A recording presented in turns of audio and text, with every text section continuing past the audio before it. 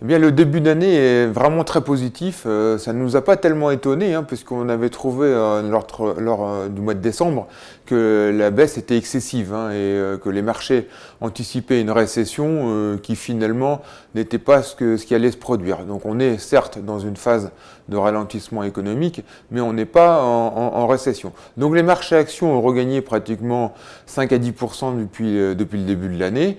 La dette émergente a progressé de 4%, les spreads de crédit se sont réduits, donc c'est assez logique, hein. Et puis surtout que le ralentissement économique procure quelques avantages. Le premier, c'est que les prix du pétrole du coup restent assez bas, et le deuxième, c'est qu'on est dans un environnement où les taux ne vont pas monter. Que ce soit aux États-Unis, où le Jérôme Powell, le patron de la Fed, l'a bien expliqué, ou en Europe, où on a bien compris que les taux monétaires allaient rester négatifs tout au long de l'année.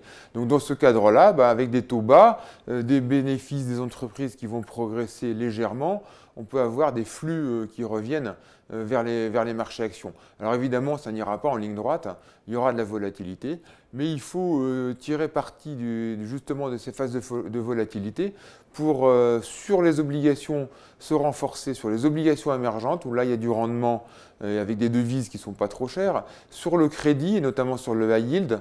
Là aussi, il y a du rendement dans un environnement où les taux vont rester assez bas. Et là aussi, dans une optique d'acheter pour garder, parce qu'il peut y avoir des à-coups et des problèmes de liquidité ponctuels.